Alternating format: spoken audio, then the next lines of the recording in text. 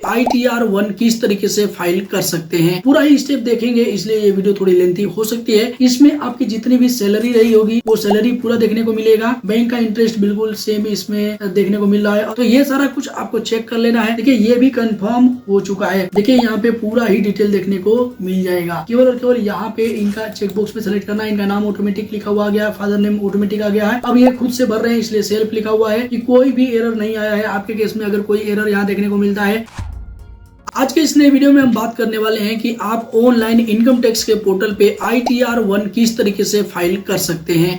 पूरा ही स्टेप देखेंगे, इसलिए ये वीडियो थोड़ी लेंथी हो सकती है। देखिए फ्रेंड्स, सबसे पहले हम बात कर लेते हैं कि कौन कौन से लोग फाइल कर सकते हैं। तो यहाँ पे लिखा हुआ है, देखिए ITR-1 अप्लीकेबल फॉर इंडिविजुअल। ये ITR इंडिविजुअल के लिए होता है। आप देख सकते हैं कि यहाँ पे सैलरी पर्सन यदि हैं, भले ही आप गवर्नमेंट सेक्टर में काम करते हैं या फिर प्राइवेट सेक्टर में काम करते हैं, तो आप ITR-1 फाइल कर सकते हैं। यहाँ पे अगर आपके पास कोई एक हाउस की प्रॉपर्टी है और उससे इनकम होती है तो भी आप फाइल कर सकते हैं। यहाँ पे विशेष ध्यान रखना है कि 1 हाउस लिखा हुआ है। अगर एक हाउस से ज्यादा से आपकी प्रॉपर्टी है और आपको पैसा आता है, इनकम आता है, तो आप इस ITR को नहीं फाइल कर सकते। इसके अलावा आपको दूसरे ITR को फाइल करना पड़ेगा। इसके लिए हमने अलग से डेडिकेटेड वीडियो बनाया है, वो वीडियो आप चेकआउट कर सकते हैं। अब देखिए फ्रेंड्स, इसके अलावा आप देख सकते हैं कोई अदर सोर्स से आपको इनकम होता है, इंटरेस्ट से पैसा आ रहा है, फैमिली पेंशन से आ रहा है, डिविडेंड इनकम से कोई इनकम हो रहा है, देखिए, तो आप ये वाला ITR फाइल कर सकते हैं। या फिर एग्रीकल्चर इनकम आपके पास 5,000 रुपए तक है तो आप ITR-1 फाइल कर सकते हैं। तो अब फ्रेंड्स, यहाँ पे हम फाइल करके देख लेते हैं फटाफट। इसके लिए हम सबसे पहले कोई सा ब्राउजर ओपन कर लेंगे और यहाँ पे टाइप करेंगे इनकम टैक्स। इनकम टैक्स के ऑफिशियल पोर्टल पे जाएंगे। देखिए ये वाला ऑफिशियल वेबसाइट है। इस वाले पोर्टल पे यहाँ लॉगिन का ऑप्शन है, लॉगिन वाले ऑप्शन पे सेलेक्ट करके लॉगिन कर लेंगे।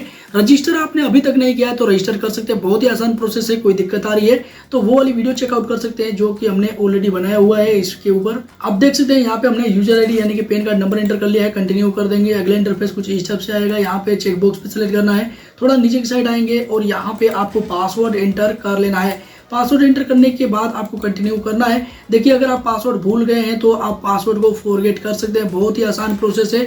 इसके लिए अलग से डेडिकेटेड वीडियो हमने बनाया हुआ है। आपको कोई प्रॉब्लम हो रहा है तो वो वीडियो चेकआउट कर सकते हैं।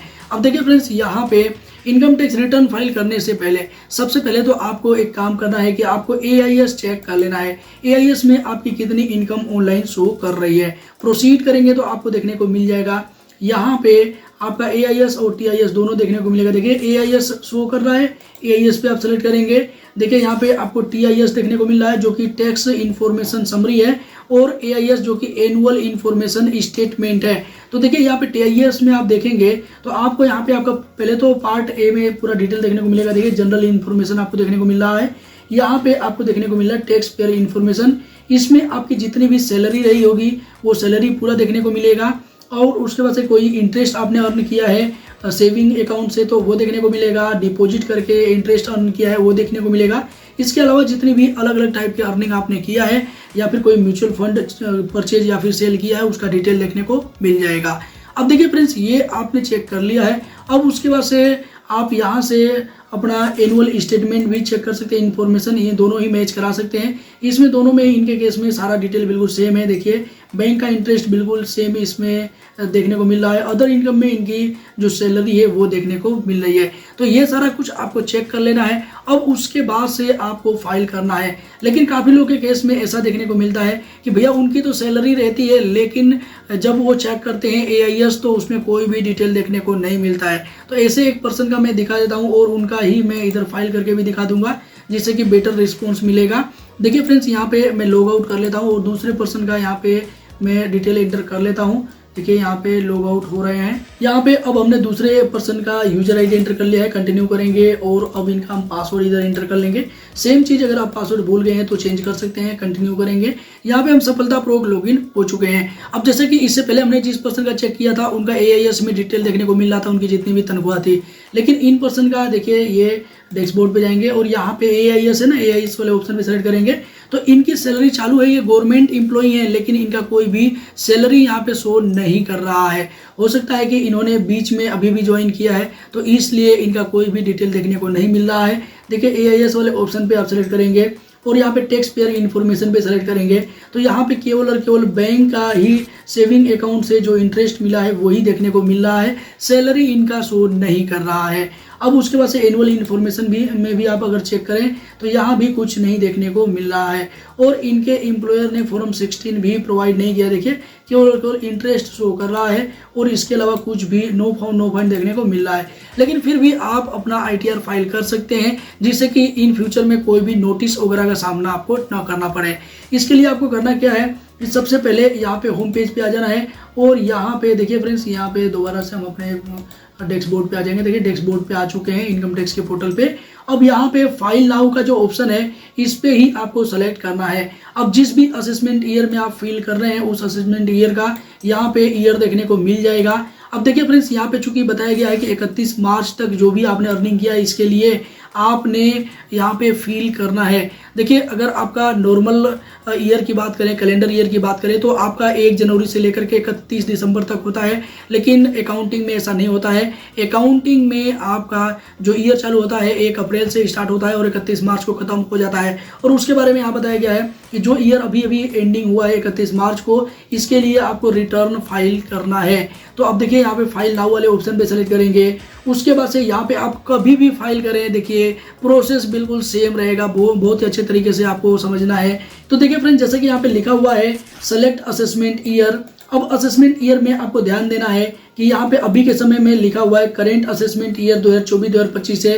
हो सकता है कि आप बाद में ये फॉर्म फिल कर रहे होंगे तो भैया प्रोसेस तो वही होने वाला है, केवल आपका असेसमेंट ईयर चेंज हो जाएगा। लेकिन यहाँ पे आपके बेनिफिट वाली बात यह है कि जो भी करेंट में चल रहा होगा करेंट असेसमेंट ईयर लिखा रहेगा, आपको इसको ही सेलेक्ट कर लेना है, इसके बाद वालों को सेलेक्ट नहीं करना है। ये जो करेंट असेसमेंट ईयर लिखा है ना AY यानी कि असेसमेंट ईयर, इसको ही सेलेक्ट करना है। उसके बाद से यहाँ पे आपको मोड सेलेक्ट कर लेना है, ऑनलाइन रिकमेंडेड भी है, और उसके बाद से कंटिन्यू कर देना है। अब देखिए फ्रेंड्स, यहाँ पे आप ITR 1 फाइल कर रहे हैं। देखिए इससे पहले आपने कोई फाइल अगर कर रहा होगा और आपने उसे बीच रास्ते में छोड़ दिया, यानी कि कुछ डिटेल फिल करने के बाद छोड़ दिया था, तो यहाँ से रिज्यूम फाइलिंग कर सकते हैं। अब देखिए फ्रेंड्स, अगर आपने कुछ उसमें गलती कर दिया या फिर आप नहीं चाहते हैं कि उसको दोबारा से ओपन करें तो यहाँ पे कोई दिक्कत नहीं, इसको ऐसे ही छोड़ दीजिए। आपको यहाँ पे स्टार्ट न्यू फाइलिंग वाले ऑप्शन पे सेलेक्ट कर लेना है। अगला इंटरफेस कुछ इस टाइप से ओपन होकर के आ जाएगा। यहाँ पे जैसे कि हमने वीडियो के शुरू में ही जाना है कि ये ITR 1 इंडिविजुअल के लिए होता है, तो इंडिविजुअल ऑलरेडी सिलेक्टेड है, नहीं सिलेक्ट है तो आपको कर लेना है और उसके बाद से कंटिन्यू कर देना है। अगला इंटरफेस कुछ इस टाइप से ओपन होकर के आ चुका है। आप देख सकते हैं चूंकि हम ITR 1 फाइल करने वाले हैं तो इसलिए यहाँ से हम ITR 1 ही सेलेक्ट करेंगे। अगर अभी तक आपको डाउट है कि भैया ITR 1 किन किन लोगों के लिए एलिजिबल है, कौन कौन लोग भर सकते हैं, तो इसके लिए अभी अभी वीडियो के शुरुआत में हमने जाना था, वो वीडियो आप शुरू में देख सकते हैं। अब देखिए फ्रेंड्स, यहाँ पे प्रोसीड विद ITR 1 हम सेलेक्ट कर देंगे। अगला इंटरफेस कुछ इस टाइप से ओपन होकर के आ जाएगा।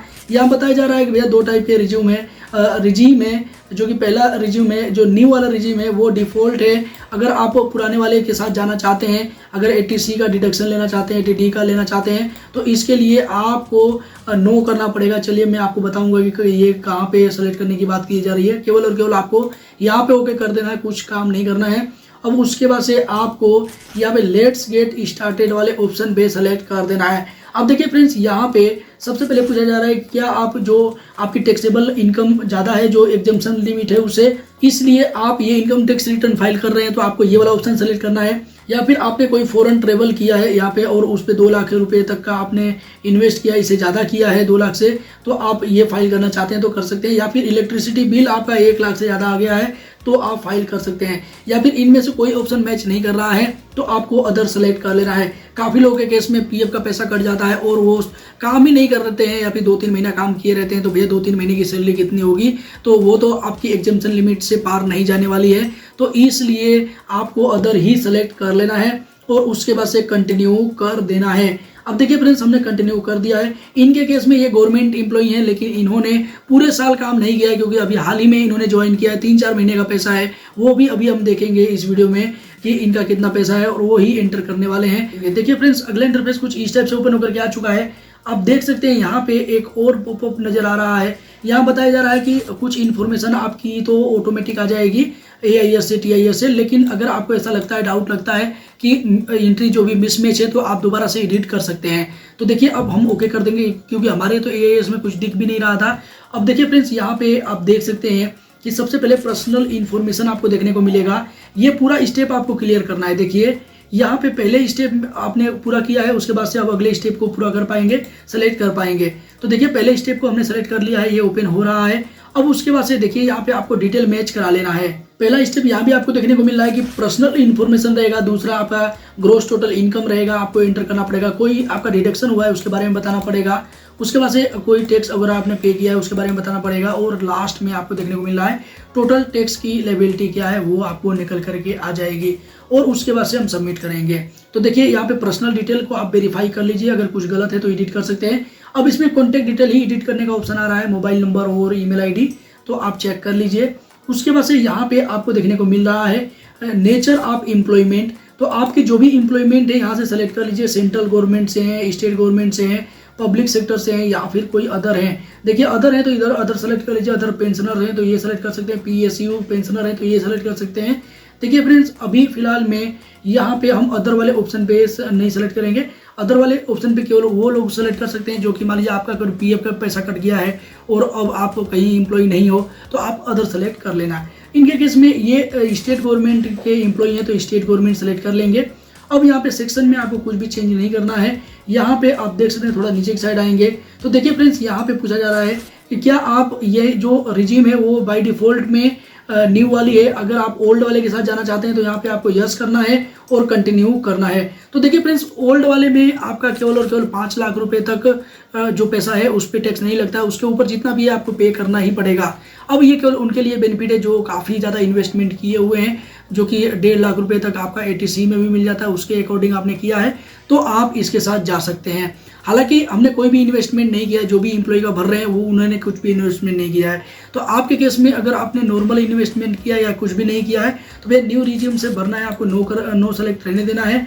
अब इससे फायदा ये रहेगा कि 7 लाख रुपए तक आपकी इनकम रहेगी तो 1 रुपया भी आपका टैक्स नहीं लगेगा, जो भी टैक्स बनता है वो रिबेट मिल जाएगा, छूट मिल जाएगा। तो देखिए फ्रेंड्स अब यहाँ पे हम थोड़ा नीचे की साइड आ जाएंगे, यहाँ पे आपको देखने को मिल रहा है बैंक डिटेल्स। तो देखिए फ्रेंड्स हमने बैंक डिटेल्स पहले से प्री वैलिडेट कर रखा है, यहाँ पे हमने एक बैंक ऐड किया है तो देखने को मिल रहा है। अगर आपने एक बैंक तो ऐड किया है लेकिन वो बैंक अभी चालू नहीं है या फिर उसमें कोई भी रिफंड आपका जो बनता है वो नहीं मंगाना चाहते हो तो यहाँ पे ऐड अनदर करके अदर बैंक ऐड कर सकते हो, और या फिर अगर आप इससे पहले से ऐड करके रखना चाहते हो तो पहले से भी ऐड करके रख सकते हो, इसमें कोई दिक्कत नहीं है। पहले से किस तरीके से आपको ये बैंक हटाना है, रिमूव करना है और नया बैंक ऐड करना है वो उसके लिए हमने डिटेल वीडियो बनाया है, वो वीडियो भी आप चेकआउट कर सकते हैं। अभी फिलहाल में हमारा एक बैंक लिंक है तो हम यहाँ पे कुछ भी छेड़छाड़ नहीं करेंगे, इस बैंक में ही हमारा जो भी रिफंड वगैरह बनेगा वो आ जाएगा। अब उसके बाद से हमने सारा कुछ वेरीफाई कर लिया है, अब यहाँ पे कंफर्म कर देंगे। जैसे आप कंफर्म करेंगे देखिए फ्रेंड्स अगला इंटरफेस कुछ स्टेप से ओपन होकर के आ चुका है। यहाँ पे आप देख सकते हैं कि पहला स्टेप कंफर्म हो चुका है, और उसके बाद से अब यहाँ पे मॉडिफाई कर सकते हैं बाद में, अगर मॉडिफिकेशन की जरूरत है तो आपको ऐसा लगता है कि नहीं भैया चेंज करने की जरूरत है तो आप इस पर कभी भी सेलेक्ट करके चेंज कर सकते हैं। अब यहाँ पे दूसरा ग्रोस टोटल इनकम के बारे में पूछा जा रहा है तो भैया इनके केस में 0 देखने को मिला है क्योंकि इनके AIS में अपडेट ही नहीं है, फिर भी इनको सैलरी मिली है गवर्नमेंट की तरफ से लेकिन अपडेट नहीं है। तो इस केस में आपको करना क्या है कि देखिए फ्रेंड्स यहाँ पे तो कुछ आपसे क्वेश्चंस पूछे जा रहे हैं, इसको आपको सबसे पहले तो स्किप कर देना है, स्किप क्वेश्चंस कर देना है। जैसे आप स्किप करेंगे तो यहाँ पे यस के बटन पे आपको सेलेक्ट कर देना है, उसके बाद से ये क्वेश्चंस आपका हट जाएगा। अब यहाँ पे जो इम्पोर्टेंट है वो ये है सैलरी स्ट्रक्चर आपको फिल करना है। अब देखिए फ्रेंड्स यहाँ पे एडिट आप कर सकते हैं, एडिट करके यहाँ पे आपको फिल करना है। अब देखिए फ्रेंड्स यहाँ पे 17A1 जो लिखा हुआ है ना, इसमें आपको अपनी जो भी इनकम है वो एंटर कर लेनी है। अब चूंकि आपने ऑनलाइन चेक कर लिया है, इसमें आपका कोई भी डिटेल देखने को नहीं मिल रहा है, आपके एम्प्लॉयर ने भी कोई स्ट्रक्चर बना करके नहीं दिया है, तो आप कर सकते हो कि भैया जिस भी बैंक में आपका पैसा आता है उस बैंक में जितना भी सैलरी क्रेडिट हुआ है वो सैलरी यहाँ पे आप डायरेक्ट लिख सकते हो। तो फ्रेंड्स देख सकते हैं कि इसके लिए हमने अलग से इनका स्टेटमेंट डाउनलोड किया था और इनका जो सैलरी का पोर्शन है वो अलग से हमने रखा हुआ है, और जितनी भी सैलरी इनकी बन रही थी, इनकी सैलरी तो बहुत ही कम बन रही थी, 2 लाख रुपए भी नहीं है, फिर भी हमने यहाँ पे एंटर कर दिया है। ये केवल प्रोसेस दिखाने के लिए ये मैं वीडियो रिकॉर्ड कर रहा हूँ, जिससे कि काफी लोग कमेंट करते हैं कि मेरा रिफंड बन रहा है, पैसा बहुत ही कम है, तो किस तरीके से रिफंड पा सकते हैं। तो देखिए इनके केस में भैया 2 लाख भी नहीं है, लेकिन अगर इनका कोई पैसा कटा हुआ है, टैक्स वैक्स कटा हुआ है तो इनका रिफंड बनता है तो वो मिल जाएगा, लेकिन ITR आप फाइल करोगे तो ही मिलेगा, ITR फाइल नहीं करोगे तो ऑटोमेटिक नहीं मिलने वाला है। तो देखिए फ्रेंड्स, यहाँ पे हमने ये जो इनका इनकम था वो एंटर कर लिया, इसके अलावा कोई भी इनकम नहीं है। तो यहाँ पे हम फिल नहीं करेंगे। यहाँ डिलीट लिखा है, डिलीट कर दीजिए, डिलीट कर देते हैं, ये हमारे लिए अप्लीकेबल नहीं है। अब देखिए फ्रेंड्स, यहाँ पे नेचर ऑफ एग्जाम्पशन ये हमारे लिए अप्लीकेबल नहीं है, तो हम इसे डिलीट भी कर सकते हैं। अब उसके बाद से नेट सैलरी आपकी देखने को मिल रही है, 50,000 रुपये का स्टैंडर्ड डिडक्शन है वो आपको मिल रहा है, ये सबको मिलता है, तो यहाँ पे देखने को मिल गया है। अब ये 50,000 रुपये काटने के बाद तो 68,388 रुपये ही इनका सैलरी बन रहा है, तो इसमें तो कोई भी टैक्स नहीं कटने वाला है। अब देखिए फ्रेंड्स, यहाँ पे उसके बाद से आपको सेव कर देना है। जैसे आप सेव करेंगे, अगला इंटरफेस कुछ इस टाइप से ओपन होकर के आ चुका है। आप थोड़ा सा इसमें वेरीफाई कर सकते हैं और नीचे की साइड आपको देखने को मिलेगा इनकम फ्रॉम हाउस प्रॉपर्टी। अगर आपके पास कोई एक प्रॉपर्टी है, हाउस प्रॉपर्टी, जिससे आपका रेगुलर इनकम आता है, तो उसको यहाँ पे ऐड कर सकते हैं कितना इनकम आ रहा है। या फिर इसके अलावा कोई इनकम है तो आप ऐड अनदर करके आप यहाँ पे इनकम्स को ऐड कर सकते हो। किसी भी सोर्स से आप और भी पैसे कमा रहे हो उसको ऐड कर सकते हो। तो हमारे केस में इसके अलावा कोई भी इनकम नहीं है, तो हम कुछ भी एंटर नहीं करेंगे। यहाँ पे थोड़ा नीचे की साइड आ जाएंगे और उसके बाद से यहाँ पे बैक टू समरी जाकर के कुछ चेंज भी कर सकते हैं, लेकिन हमें बैक नहीं जाना है, हमने सब कुछ ठीक ठीक एंटर किया है। कंफर्म कर देंगे। जैसे ही आप कंफर्म करेंगे, देखिए फ्रेंड्स, ये प्रोसेस कंप्लीट हो जाएगा। अब उसके बाद से देखिए यहाँ पे आपको देखने को मिल रहा है कि 2 स्टेप हमारा क्लियर हो चुका है, पहला और दूसरा। हम तीसरे वाले स्टेप पे आ चुके हैं। अब देखिए फ्रेंड्स, यहाँ पे टोटल डिडक्शंस के बारे में बताया गया है। यहाँ पे आपका कोई डिडक्शन है तो आप फाइल कर सकते हैं, ले सकते हैं। तो देखिए यहाँ पे एक TCCD के तहत आपको डिडक्शन मिलता है। तो अगर आपका कोई यहाँ पे सेंट्रल गवर्नमेंट के द्वारा आपको पेमेंट किया जा रहा है पेंशन का कंट्रीब्यूशन, तो उसका क्लेम ले सकते हैं, लेकिन हमें नहीं लेना है, तो हम यहाँ पे कंटिन्यू कर देंगे, क्योंकि वैसे भी हमारी सैलरी इतनी ज़्यादा नहीं बन रही है कि हमें डिडक्शन लेना पड़े। अब देखिए फ्रेंड्स, यहाँ पे नेक्स्ट स्टेप आ चुका है। आप देख सकते हैं वेरीफाई योर डिडक्शन। आप अपने डिडक्शंस को पूरी तरीके से वेरीफाई कर लीजिए। अभी टोटल डिडक्शन आपने 0 क्लेम किया है। हाँ, हम 0 ही करने वाले हैं, इससे ज़्यादा नहीं करने वाले हैं, क्योंकि अगर ज़्यादा सैलरी रहती, देखिए यहाँ पे कभी कभी ना ये वेबसाइट पे प्रॉब्लम भी देखने को मिल जाती है, तो काफ़ी हाई लोड की वजह से। अब देखिए, हम कोई भी डिडक्शन क्लेम नहीं करना चाहते। अगर क्लेम करना चाहते हैं तो इसमें जो भी सेलेक्ट हो रहा है और जिसके लिए आप एलिजिबल हैं वो सेलेक्ट करके आप उसमें क्लेम कर सकते हैं। तो देखिए, अभी फिलहाल में हम यहाँ पे कंफर्म करेंगे, 1 रुपया भी डिडक्शन नहीं लेंगे। अब यहाँ पे अगला इंटरफेस इस टाइप से आ चुका है। आप देख सकते हैं कि ये भी कंफर्म हो चुका है, डिडक्शन भी। अब उसके बाद से टैक्स पेड में आप देखेंगे तो यहाँ पे देखने को मिलेगा, देखिए यहाँ पे काफ़ी सारे ऑप्शंस नजर आएंगे आपको। यहाँ पे आप देख सकते हैं कि अगर आपका कोई टैक्स कटा है और यहाँ शो नहीं कर रहा है, तो आप यहाँ से उसका डिटेल फिल कर सकते हैं। देखिए यहाँ पे ऑप्शन दिए हुए हैं। शो डिटेल करेंगे तो यहाँ पे पूरा डिटेल ऐड करना पड़ेगा आपको। देखिए ऐड अनदर करेंगे तो यहाँ पे आपको डिटेल फिल करना पड़ेगा। जहाँ भी से भी आपका टैक्स कटा है तो यहाँ पे टैक्स डिडक्टर का 10 नंबर होता है, वो आपको फिल करना है। और उसके बाद से नेम ऑफ द डिडक्टर का उसका नाम एंटर करना है और उसके बाद से कितना अमाउंट था वो इधर आपको फिल कर लेना है। अब उसके बाद से ईयर यहाँ पे फिल करना है और उसके बाद से ऐड कर देना है। हमारे केस में कोई भी टैक्स नहीं कटा है, ये केवल उन लोगों के लिए काफ़ी ज़्यादा यूजफुल होगा जिनका पीएफ निकालते समय टैक्स कट गया है। तो आप पूरा डिटेल यहाँ पे फिल कर सकते हैं। अभी हम इसे कैंसिल कर देंगे और उसके बाद से देखिए फ्रेंड्स, हम नीचे की साइड आएंगे और उसके बाद से हमने सारा डिटेल वेरीफाई कर लिया है, हमारा कोई भी डिडक्शन नहीं बन रहा है, हम कंफर्म कर देंगे। देखिए ये भी कंफर्म हो चुका है। अब उसके बाद से लास्ट वाला स्टेप आप देख सकते हैं, टोटल टैक्स लायबिलिटी है, ये 0 है हमारे केस में। देखिए यहाँ पे कोई भी न तो रिफंड है और न ही हमें देना है, आपको देखने को मिल रहा है। सारा कुछ देख सकते हैं यहाँ पे एक एक करके। देखिए यहाँ पे पूरा ही डिटेल देखने को मिल जाएगा। अब देखिए फ्रेंड्स, हम सबसे नीचे की साइड आ जाएंगे और हम यहाँ पे देखिए यहाँ पे देखने को मिल रहा है tax on fee and interest. अगर कुछ बनता है तो यहाँ पे आप क्लेम कर सकते हैं, देख सकते हैं। अब देखिए फ्रेंड्स, यहाँ पे हम कंफर्म कर देंगे, हमारे केस में कोई भी टैक्स नहीं बन रहा है। अब हालांकि आपके केस में कोई टैक्स वैक्स कटा है तो ऑटोमेटिक भी इधर शो कर जाएगा, आपको ज़्यादा टेंशन नहीं लेना है, केवल ये प्रोसेस फॉलो करना है।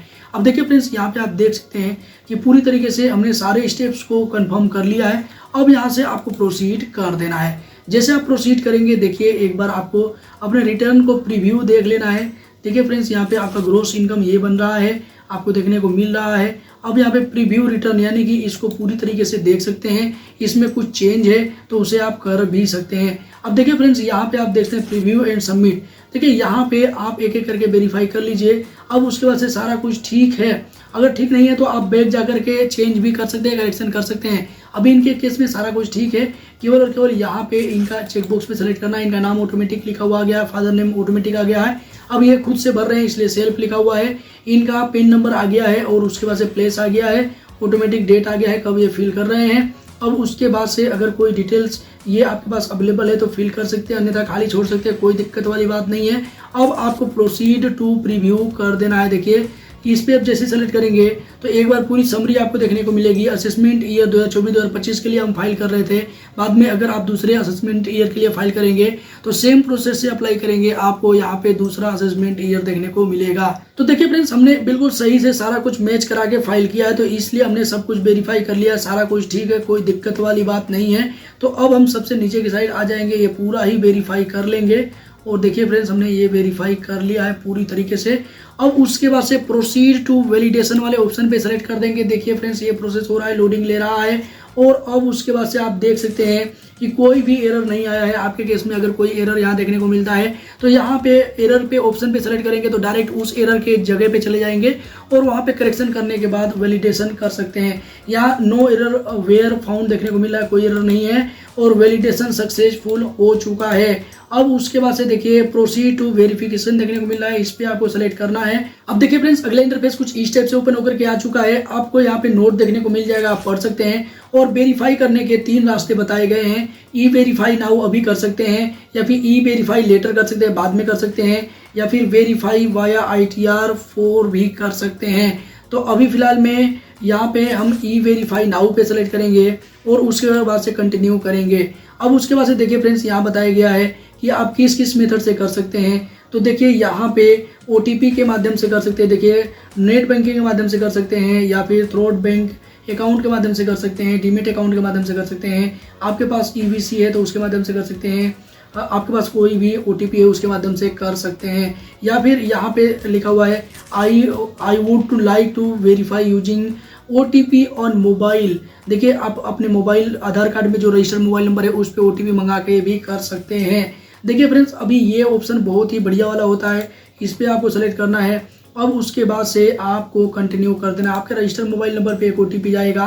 देखिए आई एग्री वाले ऑप्शन पे सेलेक्ट करना है और जनरेट OTP पे सेलेक्ट कर देना है। अब देखिए फ्रेंड्स, आपके आधार कार्ड में जो रजिस्टर्ड मोबाइल होगा उस पे एक OTP चला जाएगा, वो OTP आपको यहाँ पे एंटर करना है और वैलिडेट कर देना है। अब देखिए फ्रेंड्स, जिस पर्सन का हम यहाँ पे ITR फाइल कर रहे थे वो अभी OTP देने में सक्षम नहीं है, तो अभी हम यहाँ से कैंसिल कर देंगे और उसके बाद से इसको हम बाद में ITR को फाइल करेंगे, यानी कि वेरीफाई करेंगे। तो बैक एक बार करते हैं और उसके बाद से देखिए ई वेरीफाई लेटर का ऑप्शन है, इस पे हम सेलेक्ट करेंगे।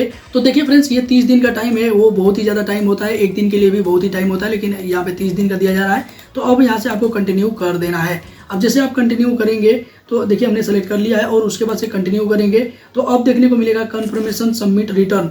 अब देखिए फ्रेंड्स, यहाँ पे हम सबमिट कर देते हैं, यहाँ पे कंफर्मेशन दे देते हैं, तो हमारा ये जो रिटर्न है वो सबमिट हो जाएगा। रिसिप्ट यहाँ पे डाउनलोड हो जाएगी। देखिए हम यहाँ से रिसिप्ट डाउनलोड कर लेंगे और यहाँ भी इंस्ट्रक्शन दिया जा रहा है कि भैया 30 दिन के अंदर आपको वेरीफाई कर लेना है। तो देखिए फ्रेंड्स, यहाँ पे आप देख सकते हैं कि जो भी हमने ITR फाइल किया था सफलतापूर्वक हो गया था और इसका जो रिसिप्ट है वो भी मिल गया है। हालांकि ई वेरीफाई करना है, ई वेरीफाई हम बाद में करेंगे।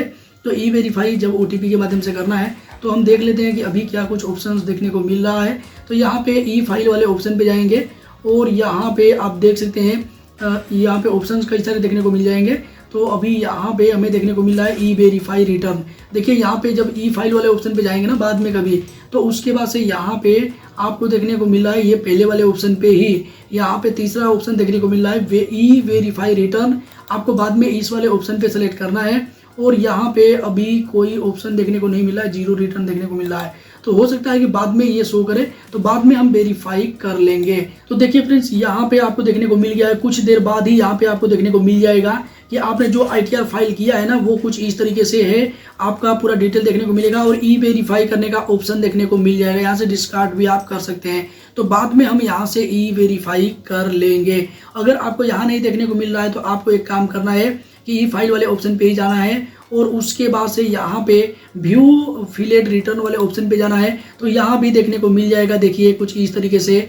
अब यहाँ पे व्यू डिटेल करेंगे तो यहाँ भी आपको ऑप्शन देखने को मिलेगा ई वेरीफाई रिटर्न का। आप बाद में यहीं से ई वेरीफाई कर सकते हैं। ई वेरीफाई में कोई भी दिक्कत नहीं है, केवल आप सेलेक्ट करेंगे तो आपके आधार कार्ड में जो भी रजिस्टर्ड मोबाइल नंबर है उस पर OTP जाने वाला है और OTP फिल करेंगे। उसके बाद से सबमिट करने के बाद आपका सफलतापूर्वक वेरीफाई भी हो जाएगा। तो फ्रेंड्स, आई होप कि इस वीडियो से आपको काफी ज्यादा हेल्प मिला होगा। इस वीडियो के माध्यम से आप और क्या जानना चाहते थे जो कि मैं कवर नहीं कर पाया, वो आप नीचे कमेंट बॉक्स में कमेंट करके बता सकते हैं। उसका रिप्लाई मैं जल्द से जल्द देने का प्रयास करूंगा। हालांकि इसका जो अगला स्टेप है ई वेरीफाई करने का, इसके लिए अलग से मैं डेडिकेटेड वीडियो बना दूंगा और इस वीडियो के नीचे कमेंट बॉक्स में पिन कर दूंगा, वहां से सेलेक्ट करके अगला प्रोसेस देख सकते हैं। इसी के साथ मिलते हैं किसी नेक्स्ट इन्फॉर्मेटिव वीडियो में, तब तक के लिए जय हिंद, जय भारत, वंदे मातरम।